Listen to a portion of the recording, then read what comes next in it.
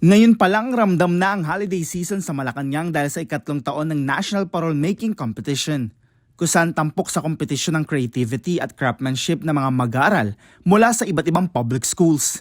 Ang isang Between Isang Ngiti Year 3 ay may temang Harmonies of Hope, Illuminating Filipino Resilience, natin ng Social Secretary Office ng Office of the President. We just wanted something after the pandemic. It was such a dark time for everyone. We just wanted Christmas to be brighter and better. So that was our initial reason to start this competition. This competition is a platform for the country to showcase their creativity, nationalism, and patriotism, because the parol, as we were talking about earlier, is actually only unique to the Philippines. Sa kabuuan, record-breaking ang bilang na 148 na mga parol na kasama sa kompetisyon.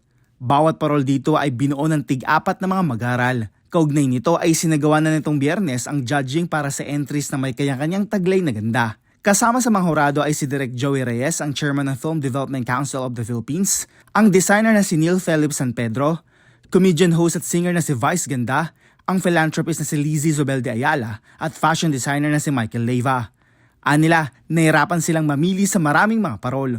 The paroles that caught my attention are the ones given to really exquisite detail. Yung alam kong pinag-isipan at pinaghirapan.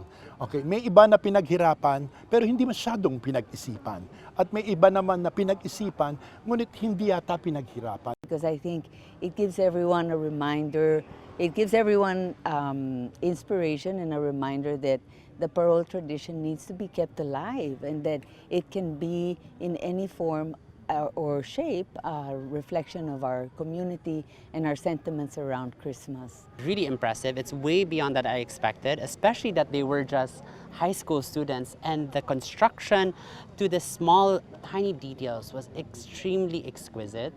And it really gives me great pride to see the next generation of creative Filipinos. Sabi ko nga, baka may mga bata dyan na who wanted to have OJT in my atelier or in my company. I'd like to get them because I'm very much willing to have new ideas from them also. The kids now are really very magaling. Para sa criteria for judging, 20% ang creativity at originality. Nasa 30% naman ang technical skills at craftsmanship. 20% ang adherence to the theme o pagsunod sa tema para sa taong ito. 20% naman para sa overall impact at aesthetic. At 10% naman para sa online votes. Para sa mga mag-aaral, ang mga mananalo dito ay tiyak na masaya ang Pasko dahil ang top 3 winners ay mananalo ng laptop at smartphones. Bukod pa dito, 300,000 pesos para sa third place, 500,000 pesos sa second place, at tumataginting na 1 million pesos para sa first place. Ayon sa Social Secretary Office, ang top 3 winners ay i-anunsyo sa December 1, ang Christmas tree lighting ceremony dito sa Malacanang. Higit sa pagiging malikhain ng mga parol na kalawok dito ay representasyon ng mayamang kultura ng bansa at ng buhay na diwa ng Paskong Pilipino, ang pinakamahabang selebrasyon ng Pasko sa buong mundo. Rod Lagusad para sa Pambansang TV sa Bagong Pilipinas.